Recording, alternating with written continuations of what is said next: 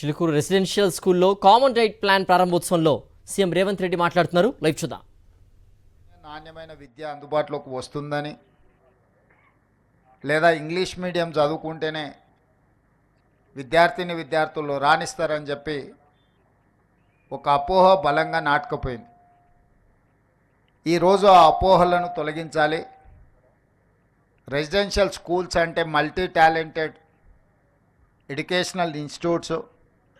ఇవి ఈనాడు కాదు, ఆనాడు పివి నరసింహారావు గారు ఉమ్మడి ఆంధ్రప్రదేశ్ ముఖ్యమంత్రిగా ఉన్నప్పుడు మొట్టమొదట రెసిడెన్షియల్ స్కూల్స్ విధానాన్ని వారు ప్రవేశపెట్టడం జరిగింది. సర్వేల్ గ్రామంలో, మునుగోడు శాసనసభ నియోజకవర్గం నల్గొండలో, నాకు తెలిసి 1971 ఆ ప్రాంతంలో పివి నరసింహారావు గారు మొట్టమొదటి రెసిడెన్షియల్ స్కూల్ని ప్రారంభించి ఉమ్మడి రాష్ట్రంలో ఉండే విద్యార్థులకు అవకాశం కల్పిస్తే అక్కడి నుంచి చాలామంది ఐఏఎస్లు, ఐపీఎస్లు చాలామంది అక్కడ సర్వేల్ రెసిడెన్షియల్ స్కూల్లో చదువుకునే వాళ్ళు సెలెక్ట్ అయ్యారు.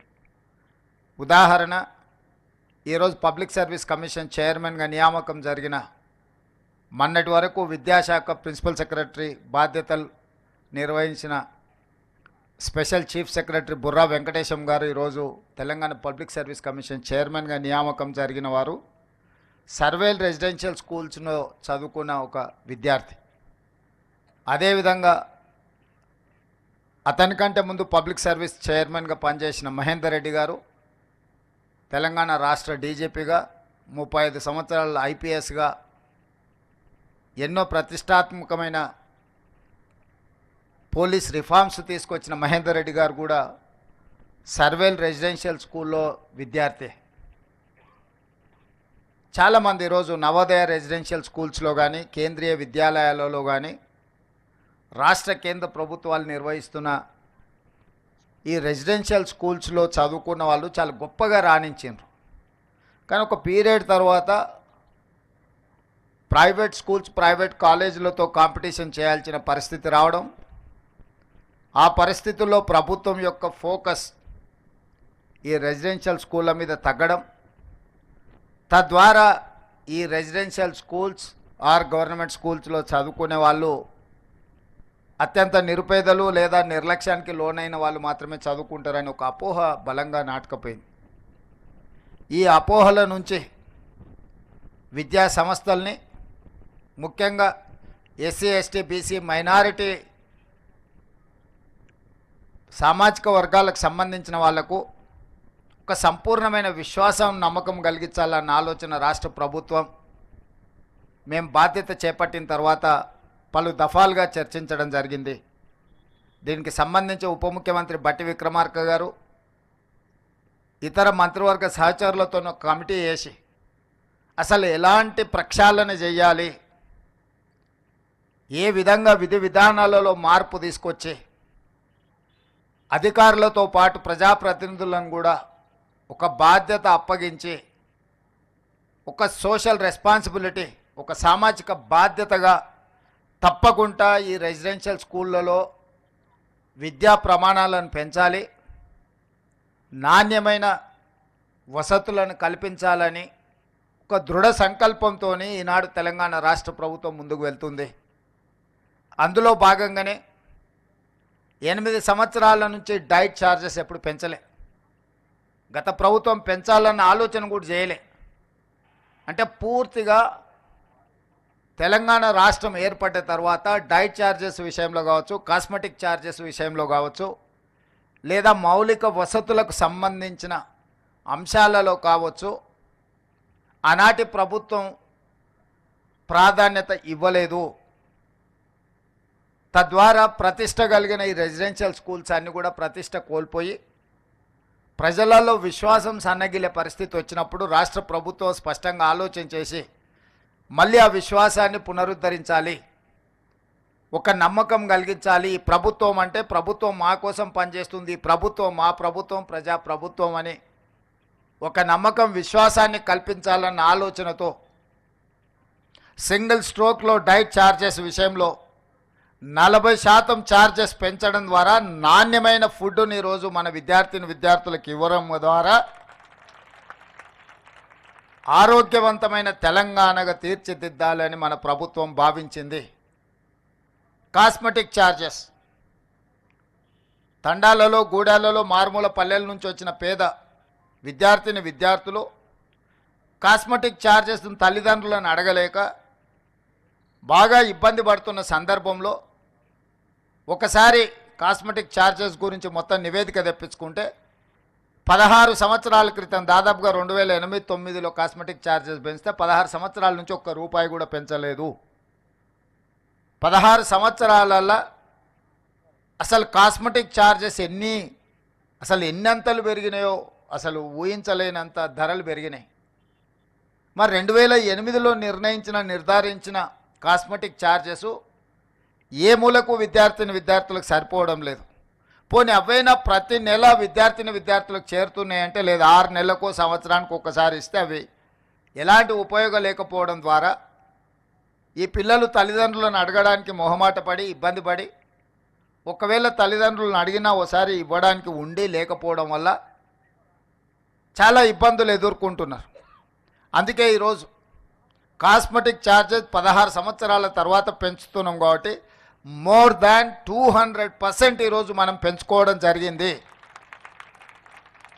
స్వతంత్రం వచ్చినప్పటి నుంచి ఈ రోజు వరకు diet charges at a time 40% పెంచడం కానీ కాస్మెటిక్ ఛార్జెస్ 200% పైగా పెంచడం అనేది జరగలేదు. మొదటిసారి తెలంగాణ రాష్ట్ర ఏర్పాటులో తెలంగాణ రాష్ట్ర ప్రభుత్వంలో ఈనాడే ఇంత గొప్పగా ఛార్జెస్ పెంచడం జరిగింది. ఇంతటితో మా బాధ్యత తీరలేదు, నెరవేరలేదు. ఇది మొదటి పునాది రాయి మాత్రమే. ఈరోజు నేను శాఖకు సంబంధించిన అధికారులతో పాటు బోధనా సిబ్బందికి, బోధనేతర సిబ్బందికి కొన్ని అంశాలు నేను ప్రస్తావించదలుచుకున్నా. ఈరోజు తెలంగాణ రాష్ట్రంలో దాదాపుగా 26,000 ప్రభుత్వ పాఠశాలలు, రెసిడెన్షియల్ స్కూల్స్ ఉన్నాయి, 26,000+. 26,000 పాఠశాలలలో విద్యార్థులు చదువుకుంటున్నది 23 లక్షల మంది. అదే ప్రైవేట్లో 11,000 పాఠశాలలు ఉంటే 11,000 ప్రైవేట్ పాఠశాలలలో ఈరోజు 33 లక్షల మంది విద్యార్థులు చదువుకుంటున్నారు. నేను సూటిగా మా ప్రభుత్వ టీచర్లను నేను అడుగుతున్నా, ప్రైవేట్ స్కూల్స్లో చదువులు చెప్తున్న వాళ్ళు మీకంటే ఎక్కువ విద్యా ప్రమాణాలు ఉన్నవాళ్ళ, మీకంటే వాళ్ళకి ఏమైనా జీతభత్యాలు ఎక్కువ ఉన్నాయా? మీ స్కూల్స్లో ఉన్న మౌలిక వసతుల కంటే ప్రైవేట్ స్కూళ్ళలో ఎక్కువ ఏమైనా ఉన్నాయా? మరి ఎందుకు 26,000 ప్రభుత్వ పాఠశాలలలో 23 లక్షల మంది విద్యార్థులు చదువుకుంటే 11,000 ప్రైవేట్ పాఠశాలల్లో 33 లక్షల మంది విద్యార్థులు చదువుకుంటున్నారు? గ్రామాలలో పేదవాళ్ళు కూలికి పోయైనా సరే కూడబెట్టి పిల్లల్ని ప్రైవేట్ పాఠశాలలకు పంపించాలి, ఇంగ్లీష్ మీడియంలో చదివించాలని వాళ్ళు నానా తాపత్రయపడుతున్నారు. నిజంగా మనందరి బాధ్యత ప్రభుత్వ పాఠశాలలో నాణ్యమైన విద్యను అందించడం ద్వారా ఈ పిల్లల్ని డాక్టర్లుగా, లాయర్లుగా, ఇంజనీర్లుగా వివిధ సబ్జెక్ట్స్లో వీళ్ళని నిపుణులుగా తయారు చేసి ఈ దేశ సంపదగా వీళ్ళని మారుస్తే ఈ రాష్ట్ర భవిష్యత్తు కాదు, ఈ దేశ భవిష్యత్తు, ప్రపంచానికి విజ్ఞానాన్ని అందించగలిగిన శక్తి మన విద్యార్థులకు ఉంది. ఈరోజు అమెరికాలో ఉండే సిలికాన్ వ్యాలీకి వెళ్తే మన తెలుగు వాళ్ళు 60% ఉంటారు. ఈ మల్టీ టాలెంటెడ్ స్టూడెంట్స్ని మీరు ఎందుకు గవర్నమెంట్ రెసిడెన్షియల్ స్కూల్స్లో, ఎందుకు గవర్నమెంట్ స్కూల్స్లో నుంచి మనం ప్రొడ్యూస్ చేయలేకపోతున్నాము? ఎందుకు వెనుకబడుతున్నాము? మనం ఎందుకు ఆత్మ పరిశీలన చేసుకోకూడదు? మనం ఎందుకు ఇది మన బాధ్యత అని మనం ఆలోచన చేయకూడదు? అది ప్రభుత్వంలో ఉన్న మా నుంచి మొదలు పెడితే వివిధ శాఖలలో, వివిధ హోదాలలో పనిచేస్తున్న అధికారుల వరకు, అదేవిధంగా బోధనా సిబ్బంది వరకు ఇది మన బాధ్యత కాదా? ఈరోజు మనం ఆ పిల్లలను వాళ్ళకు సరైన విధంగా వసతులు కల్పించకపోతే మనం సమాజానికి చేస్తున్న ద్రోహం కాదా? ఈరోజు వెల్ఫేర్, డెవలప్మెంట్ 2 కళ్ళ లాంటివి. కానీ వెల్ఫేర్లో పెట్టేది ప్రతి పైసా ఖర్చు కాదు. ముఖ్యంగా విద్యాశాఖ మీద, విద్యార్థుల మీద మనం పెడుతున్న పెట్టుబడి ఖర్చు కాదు. అది భవిష్యత్తు కోసం పెట్టుబడి. భవిష్యత్తు పునర్నిర్మాణంలో తెలంగాణ రాష్ట్రం అభివృద్ధి సాధించాలి అని అంటే అది పెట్టుబడిగా చూడాలి. ఈరోజు మన వెల్ఫేర్ హాస్టల్స్లో వాళ్ళ కోసం విద్యార్థులకు ఇస్తున్న డైట్ ఛార్జెసో లేకపోతే కాస్మెటిక్ ఛార్జెసో లేదా ఇన్ఫ్రాస్ట్రక్చర్ మీద, అవి స్టేడియంలు కావచ్చు, వాళ్ళకున్న వసతులు కావచ్చు. చాలాసార్లు టీవీలలో పేపర్లలో చూస్తుంటాం, వందలాది మంది విద్యార్థులు ఉంటారు, 4 టాయిలెట్స్ ఉన్నాయని పెద్ద క్యూ చూపిస్తుంటారు. లేకపోతే తాగడానికి నీళ్లు లేవు, నీళ్ళు ఎక్కడికే వెళ్ళి మధ్యాహ్నం లంచ్ టైంలో వాళ్ళు నానా ఇబ్బంది పడుతున్నారు. లేకపోతే పిల్లలు పడుకోవడానికి చలికాలం వస్తే కనీసం వసతులు కూడా లేవు, కనీసం కప్పుకోవడానికి దుప్పట్లు కూడా లేవు. పాఠశాల ప్రారంభోత్సవ రోజుల్లోనే వాళ్ళకు స్కూల్ డ్రెస్సెస్ కానీ లేకపోతే టెక్స్ట్ బుక్కులు కానీ ఇతర ఇవ్వడం లేదు అని మనం ఇప్పటికీ టీవీలలో పేపర్లలో చూస్తున్నాం. ప్రతిసారి అకాడమిక్ ఇయర్ స్టార్టింగ్లో ఈ సమస్యలను అన్నిటిని చూస్తున్నాం. మరి 40, 50, 60, 70 ఏండ్ల నుంచి మనం నేర్చుకున్నది ఏంది? మనకు తెలుసు నెక్స్ట్ ఇయర్ జూన్లో అకాడమిక్ ఇయర్ స్టార్ట్ అవుద్ది అని.